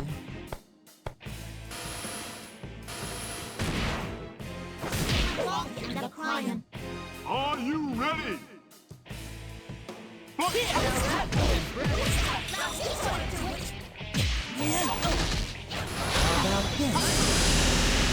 Surprise! Something like this?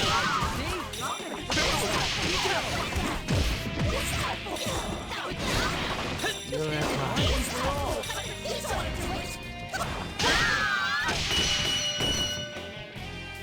Looks like the fake's all flashing there. Adachi. Win.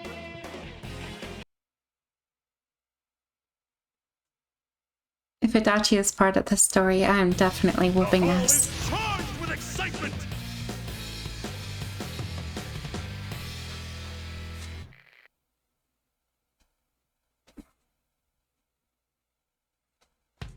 Is it okay if I finish this quick?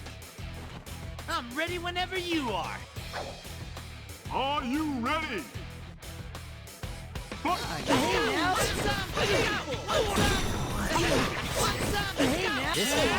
You want to keep doing that? Really?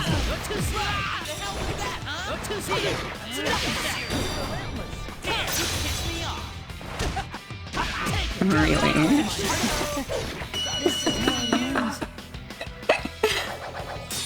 Ah, I see. Adachi.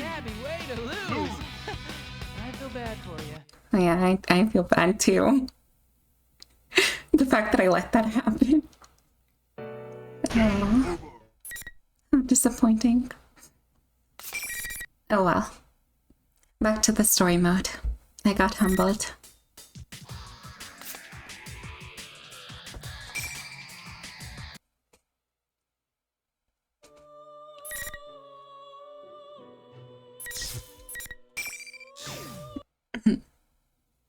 Chapter 4.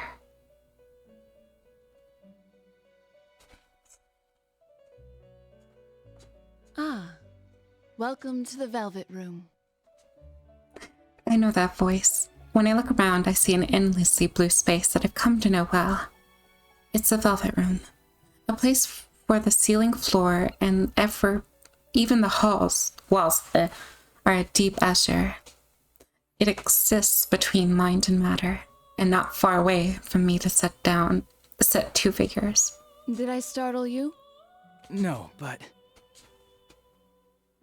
I'm sure that I opened the front door to leave for Junes. I don't remember ever connecting to the Velvet Room before.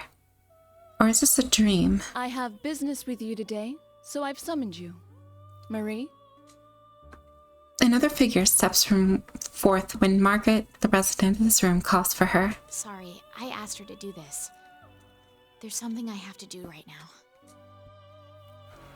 Marie, or rather the minor goddess who now protects this town, speaks cryptically of crisis. What happened?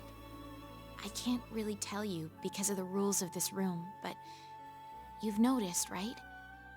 Something terrible's about to happen to this town. I'll do my best to stop it. But that won't even come close to being enough. So, you might end up in danger again. Because of this. I see. Marie could be said to be one of the same with this town. Any problems with this town leads directly to problems with Marie, creating a burden on her. Marie's fighting this too. Leave it to me. I'll protect this town from whatever's coming. Marie looks surprised for a moment at my words. Then she looks down and says nothing. Marie, are you okay? You stupid goody-goody womanizing lame-o. Just hurry and get out of here. That's a mean thing to say to a person worried about you. Well, that is like her. Still, she may be toughing it out, but I can tell this abnormality is eating away at Marie. It seems you still have a lot to learn. You may have noticed, but your precious town faces an even greater threat than before. Someone is attempting to merge Inaba with the other world, which you once called the Midnight Channel. What? Fortunately, Marie's powers are currently protecting the townspeople. But that will not last long. What do you mean? A town that's become a labyrinth choked by fog and silence.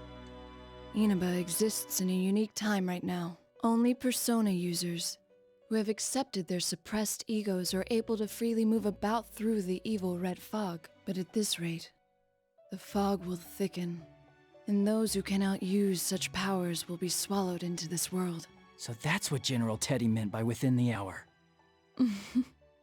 This will be the third ordeal thrust upon you. Or perhaps it is the continuation of the second. Will you overcome it with aplomb this time as well? Go. You can do this. And as for the culprit in this case... That's odd. Marie's voice is starting to sound hazy. And the sensation. I felt it before. It's the feeling I get when I leave the Velvet Room. Wait, no. Marie's not done yet. The culprit in this case. But before I can hear the most crucial part, Marie's message, my consciousness is slowly swallowed by darkness.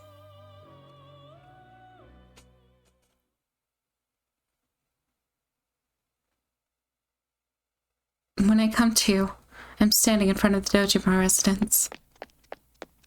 I can't just stand around here, though as if to shake off my fears, I start running towards Juness.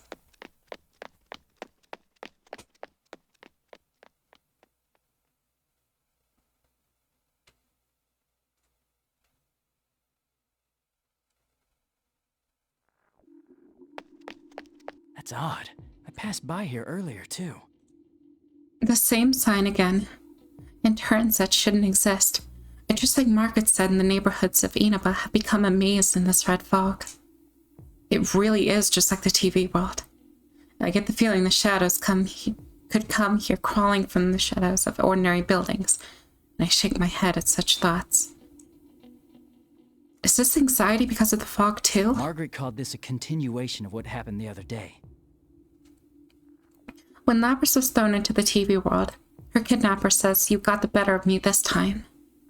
If this is the continuation of the other day, that means he's already making his next move. The culprit's objective, then, was to gather powerful shadows. Is what he's setting up to do this time as well. But something's bothering me. What is it? Is there something I'm missing? Just when I'm about to sort through the pieces once more, the red fog parts and I see a familiar building in front of me.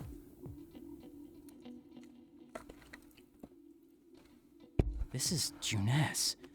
Why is it here? Out of the corner of my eye, I see a figure pass by and enter Juness to the front door. It's... Yosuke.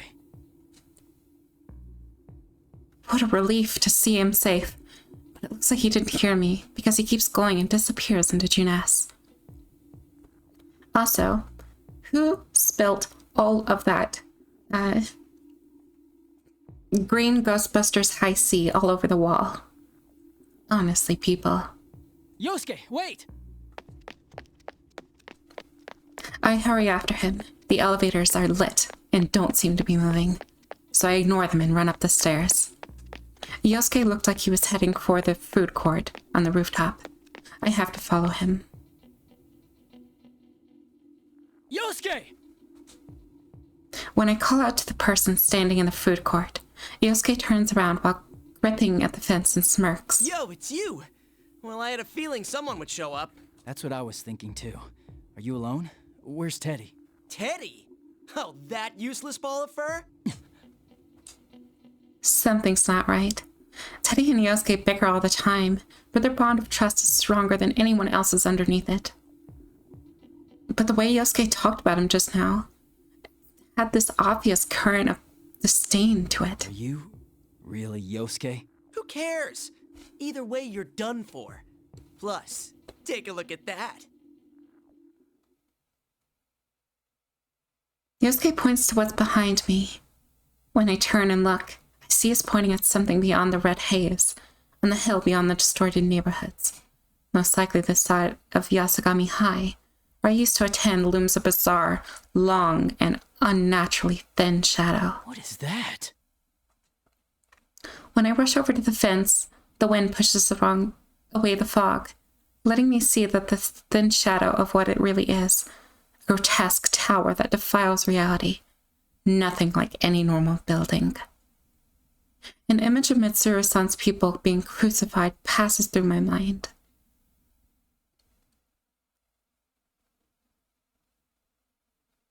So, that tower that the school turned into, that's like Tartarus then. Don't tell me. You understand the rules now? That's where you're headed, if you want to save your precious friends and this world. I squint to try to get a better look at the tower through the fence. The fog blows in again and conceals the abomination. As I continue to stare at it, hoping the wind will change, I sense Yosuke's move. Persona. Look out, you! Oh, shoot. 2 Yosuke's. As I react to Yosuke's move, Yosuke's persona comes charging in with tremendous speed, gouging the fence with his arm. What's going on here? Persona? And 2 Yosuke's? Don't be fooled! That's a fake me! Don't get in my way. Persona!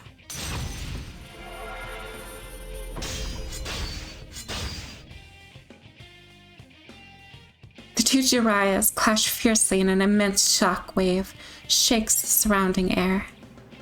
As the personas cross swords with what looks like sparks scatter all across the darkened food court. The 2 Yosuke summon their personas before my eyes. This guy's not me or my shadow. It's a fake that was made with a chunk of a shadow. A chunk of a shadow? General Teddy set this up. He supposedly made these things to force us to fight. Thing is, we can summon our personas here too. We have to beat them all and move on. The 2 Jiraiya's use the rebound of their powers to put distance between each other. Though the opponent is fake, this shows their real skills are perfectly matched. Yosuke, are you alright? To be honest, I'm exhausted. But if this is more of the P1, then we can't let ourselves lose. Oh, so you noticed too. The culprit behind Labrys's kidnapping is doing this as well.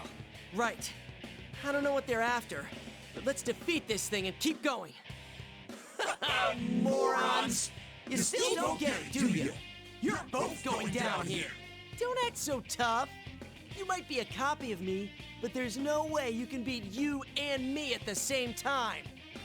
2 against 1, huh? We were being all fair and square, but I see you'd rather play dirty. Useless vermin who can't do anything unless you're huddled together.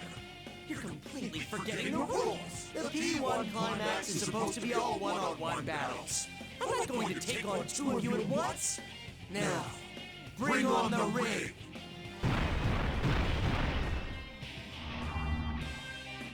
On the fake Yosuke signal, 4 red pillars fall out of the sky. The pillars tower over the food court, surrounding both themselves and the fake. They give off an eerie light. Whoa! What is this? Come on, first come, first served! Oh, and I guess I'll tell you something else. Ignoring me and trying to run ahead will get you nowhere. Like I said before, if you want to stop the world from ending, you've got no choice but to head to Yasogami High. Now though, you're already in the ring. Those red pillars create invisible walls, and there's no way to get rid of them but to win one-on-one. In other words, the only way you can save your world is for one of you to defeat me. Damn it. Invisible walls again? What are we gonna do? Can we trust anything he's saying? If I think about the way the previous P1 Grand Prix worked, there's no reason to doubt these invisible walls exist. There's no way to confirm what the fake Yosuke is saying. And even if it was, if beating him in a 2-on-1 fight resulted in us being trapped here, then it would be a hollow victory. Jeez, you just don't know when to give in. Can't you just go on and fight when it's not against your friends? You already know it's a fake. You. Yes, it's the lovely General Teddy. I've been watching all this time, and what am I seeing? I poured my heart into making fakes who look exactly like you, all to set up a good fight. What more do you want? Can it? With all that fair and square stuff you were saying, were we somehow not supposed to think something's going on with all this? Yosuke, how cruel. I just want to feel your fighting spirit. Though, this is fine with me, you know. At such a leisurely pace, the world really will be destroyed. Now, hurry up and fight to the death!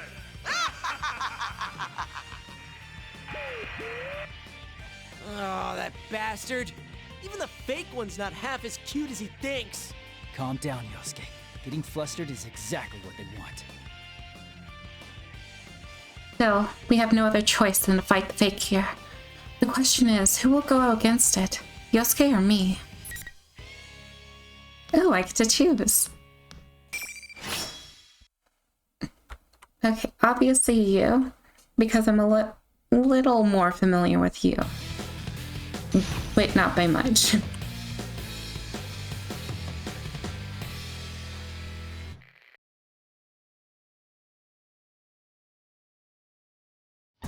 Finally! Let's fight! Over here!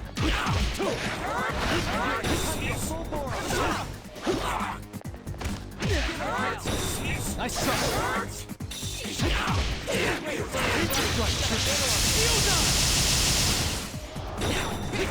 Another one!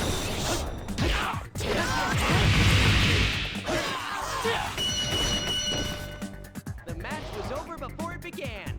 Or something.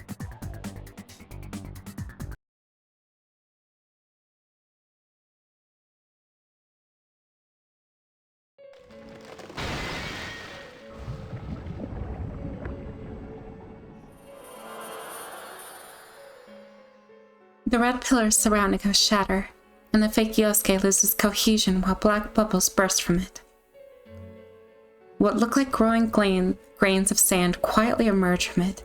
As they get caught up in the fog, the glowing grains disappear into the sky. It really was a chunk of a shadow. You could have trusted me at least on that part, you know. Though that doesn't make me feel better about seeing this happen so many times. Many times? Did you fight a fake version of someone else before coming here? Yeah. It was, a fake you. Me? Huh. Are you alright? Oh, sure. I figured out pretty quick that it wasn't you.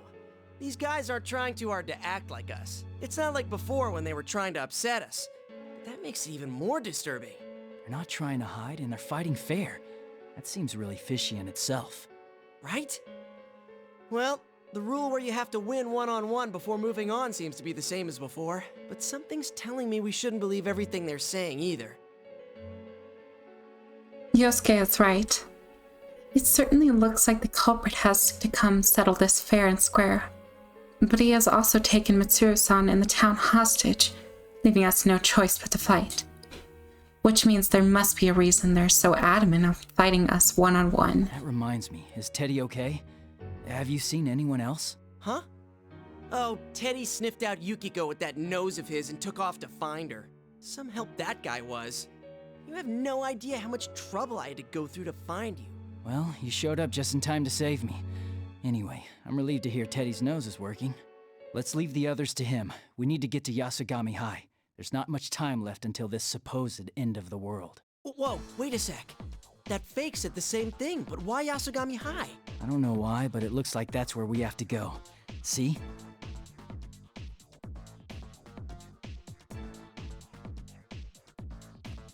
When I point to where I saw the tower, Yosuke rushes over to the fence.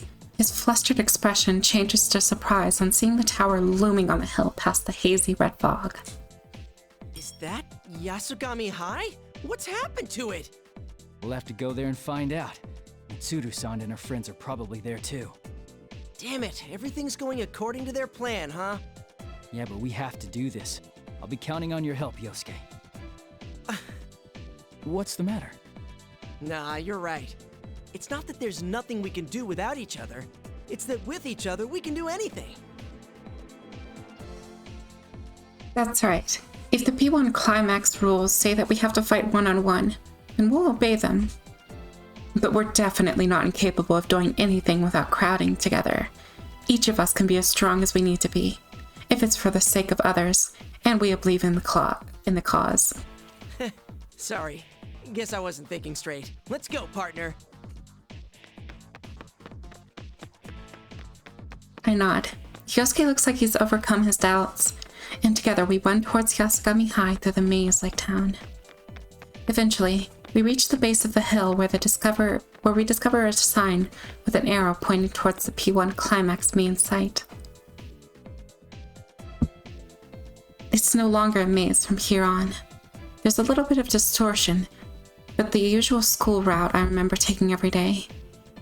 If I ignore the P1 Grand Prix flyers pasted everywhere, like election posters, that is. These again?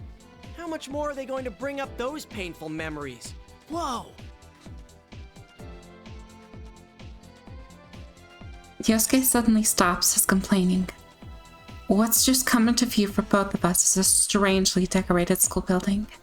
It's like a P1 Grand Prix from the other day, and that bizarre tower looms over the rooftop. Holy crap! It really is on top of our school. And why is it so big? That voice! Was that Yukiko? Let's hurry! After nodding to each other, we make a dash towards the Yasugami High main gate. Please be safe, Yukiko.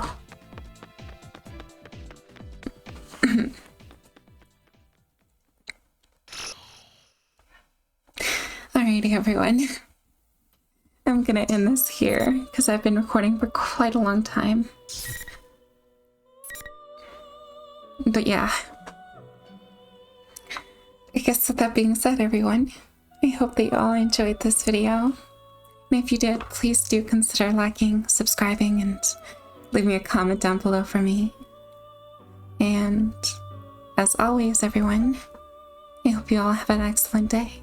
And I will see you all again sometime very soon. Goodbye for now.